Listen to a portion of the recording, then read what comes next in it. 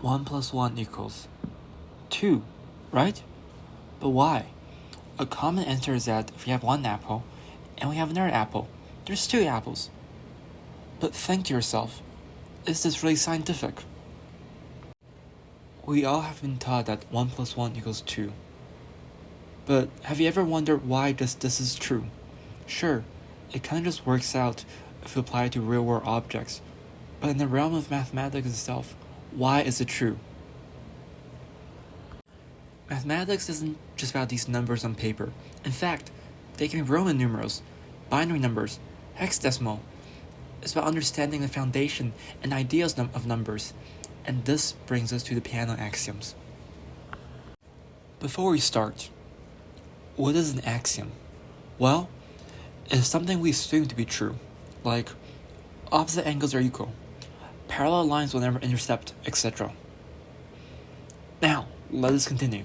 Gustavo Peano was a mathematician from the 19th century, and he introduced a set of axioms as a foundation to natural numbers.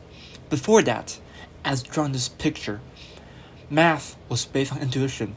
That's how calculus was based on. And one would describe as the math realm as a giant building built on matchsticks. And here are Peano axioms. 1. 0 is a natural number. 2.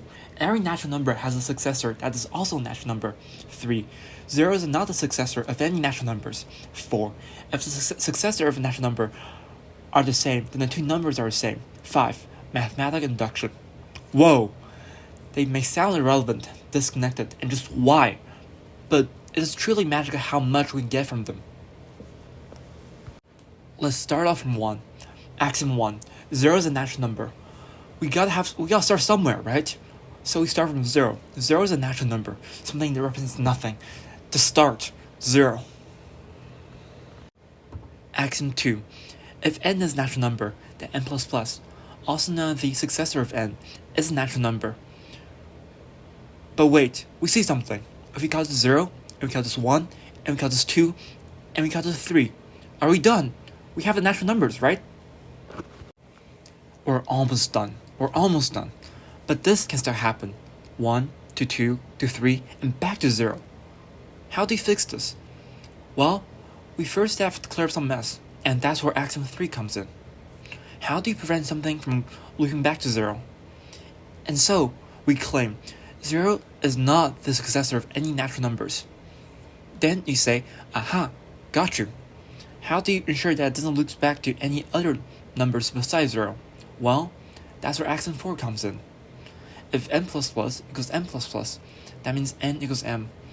Translating this from logic, this means that different numbers have different successors, and so this cannot happen.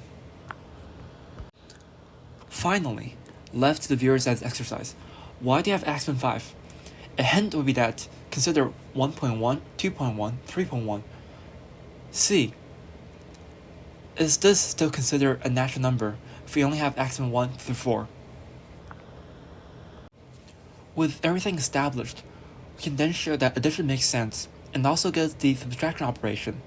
And from that, we can slowly build multiplication and jump up to integers, build more, division, everything, and jump up to rational numbers. And finally, we can build complete spaces like real numbers off the ground. And that is the foundation of math. Everything is perfect. Everything is solid. Everything stems from logic. And it's a perfect world, right? But no. Intuitively, we think that we're able to prove everything we want because they have a strong foundation. But can we really prove anything we want with the numbers because we have an unbreakable foundation? Is it really unbreakable? Wrong. In 1931, Kurt Gödel showed that no matter how perfect a system of axiom is, there will always be a truth that cannot be proven within that system, and this is now Gödel's incompleteness theorem. So is math not real anymore? Is it just philosophy, or art, or anything else? Yes and no. Think about it more.